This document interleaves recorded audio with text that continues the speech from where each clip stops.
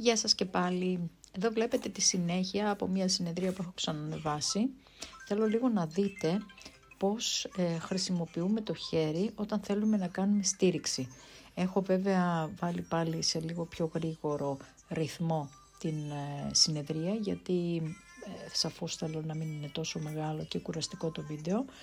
Βλέπετε εδώ πέρα λοιπόν ότι προσπαθώ να κάνω πλάγιες κάμψεις και μεταφορές κέντρου βάρους προς τη μία πλευρά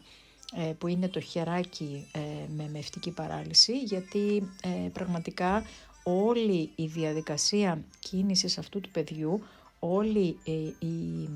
η κινητική του συμπεριφορά είναι προς τα αριστερά. Οπότε με ενδιαφέρει πάρα πολύ να αρχίσει να βάζει βάρος προς τα δεξιά, να αρχίσει λοιπόν το σώμα να μαθαίνει ότι υπάρχει συμμετρία, υπάρχει και η δεξιά πλευρά και μαζί με το χέρι και το σώμα να παίρνει οργανωμένη κίνηση και από τις δύο πλευρές, με πλάγιες κάμψεις και με στροφές.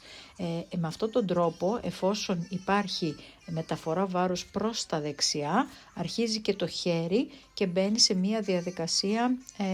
κίνησης σε στήριξη. Φυσικά, πιθανότατα δεν είναι ακόμα έτοιμο να πάρει όλο το βάρος, όμως σαφώς εφόσον μπαίνει στο πάτωμα, ο εγκέφαλος καταλαβαίνει, κατανοεί ότι υπάρχει αυτή η πλευρά από εκεί μεριά που μπορεί να στηριχτεί και μπορεί να δώσει εντολή σιγά σιγά να το χρησιμοποιεί το χέρι, γιατί βλέπετε ότι όταν το βάζει κάτω αρχίζει πια και ανοίγει δάχτυλα. Εδώ πέρα αυτό που κάνω είναι κίνηση σε απαγωγή, κάμψη και εξωστροφή και ουσιαστικά έχω σταθεροποιημένη την ομοπλάτη και βοηθώ την κίνηση του βραχιονίου σε σχέση με την ομοπλάτη και την νομική ζώνη, όπως θα έκανε φυσιολογικά σε αυτή την ηλικία αυτό το παιδί ανεβάζοντας το χέρι. Γενικά προσπαθώ να κάνω κινήσεις οι οποίες είναι μέσα στο λειτουργικό επίπεδο του παιδιού, όπως γίνονται και στην άλλη πλευρά, έτσι ώστε να υπάρχει σαν ένας καθρέφτης κινήσεων και στις δύο πλευρές. Και φυσικά από αυτή την θέση θα δείτε ότι σε λίγο θα προσπαθήσω να τον σηκώσω βάζοντας το χέρι να στηριχτεί, έτσι ώστε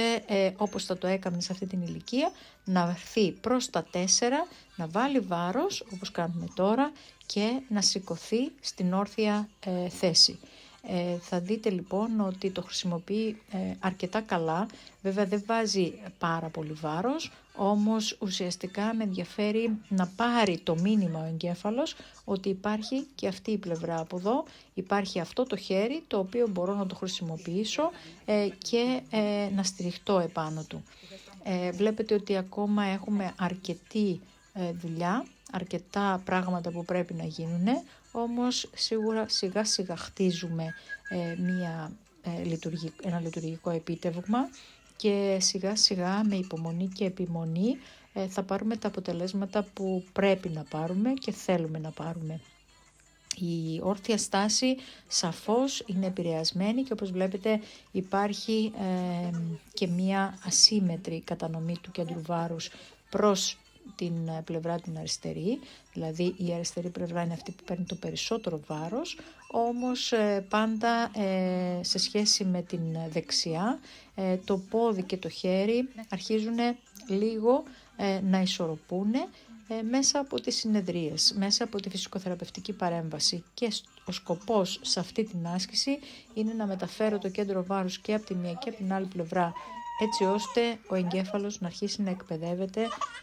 στο ότι υπάρχουν δύο πλευρές στο σώμα και πρέπει να χρησιμοποιούμε και τις δύο το ίδιο, ισότιμα και εισάξια. Σας ευχαριστώ που παρακολουθήσατε το βίντεο. Γεια σας.